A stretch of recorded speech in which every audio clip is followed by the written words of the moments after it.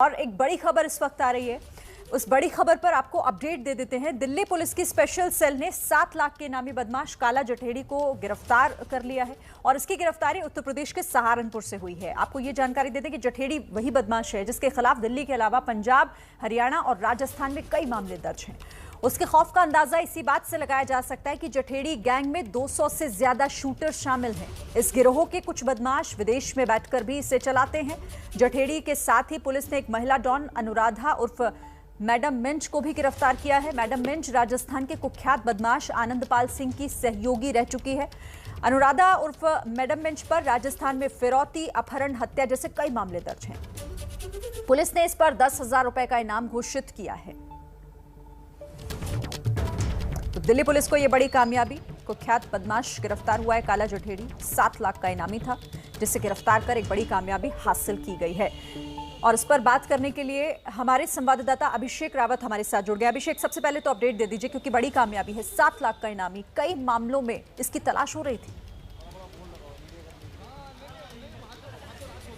जी बिल्कुल, अगर हम काला जठेड़ी की बात करें तो वो इस समय दिल्ली, एनसीआर और पश्चिमी उत्तर प्रदेश, राजस्थान, हरियाणा में सबसे बड़ा नाम बनकर उभर रहा था। पिछले कुछ महीनों की बात करेंगे क्योंकि इस गैंग में लगभग 200 से ज़्यादा शूटर हैं और इतना ही नहीं, इसने एक नई स्ट्रेटेजी के साथ गैंग ऑपरेट करने का काम शुरू करा था। इसके जो अपनी स्ट्रेटेजी है उसके तहत जो भी राज्य हैं उनके हर गैंग से इसकी कोशिश रहती थी कि उनके साथ गठजोड़ कर लिया जाए और फिर अपना वर्चस्व जो है पूरे देश में स्थापित किया जाए। अगर हम नॉर्दर्न इंडिया की बात करें तो जो 5 बड़े राज्य हैं उसमें इसने अपने गैंग को फैला दिया था। और इसके साथ जो लेडी अरेस्ट हुई है अनुराधा चौधरी, वो राजस्थान के कुख्यात आनंदपाल की सहयोगी रह चुकी है। आनंदपाल का एनकाउंटर हुआ था, वो राजस्थान में एक बहुत बड़ा अपराधी था और जो पुलिस के लिए सरदर्द बना हुआ था। अगर हम यहाँ काला जठेड़ी की बात करते हैं तो जो 4-5 मई की रात में छत्रसाल स्टेडियम में पहलवान सुशील कुमार ने जूनियर पहलवान की हत्या की थी, उसमें जूनियर पहलवान सागर धनखड़ का साथी सोनू महल था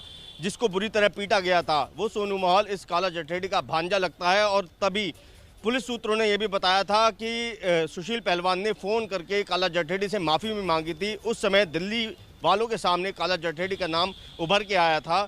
उसी के बाद स्पेशल सेल ने मकोका लगाई थी काला जठेड़ी पर, लॉरेंस बिश्नोई पर।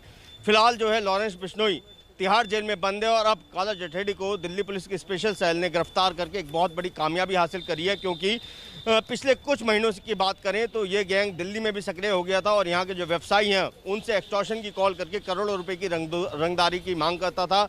अगर नहीं वो डिमांड पूरी की जाती थी तो उनके ऑफिस या घर के बाहर फायरिंग करवाना ये आम बात थी। पिछले कुछ महीनों में कुछ गैंगवार भी हुई है जिसमें इस गैंग का नाम भी सामने आया था।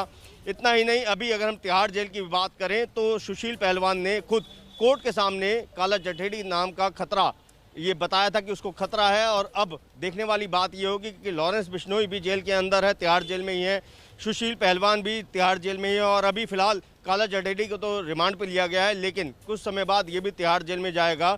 तो एक नया जो खतरा है वो तिहाड़ जेल में भी बन जाएगा। वहाँ पर किस तरीके से इन 2 राइवल गैंग्स को कैसे संभाला जाएगा, ये भी जेल प्रशासन के सामने भी एक बहुत बड़ी चुनौती होगी। ठीक है।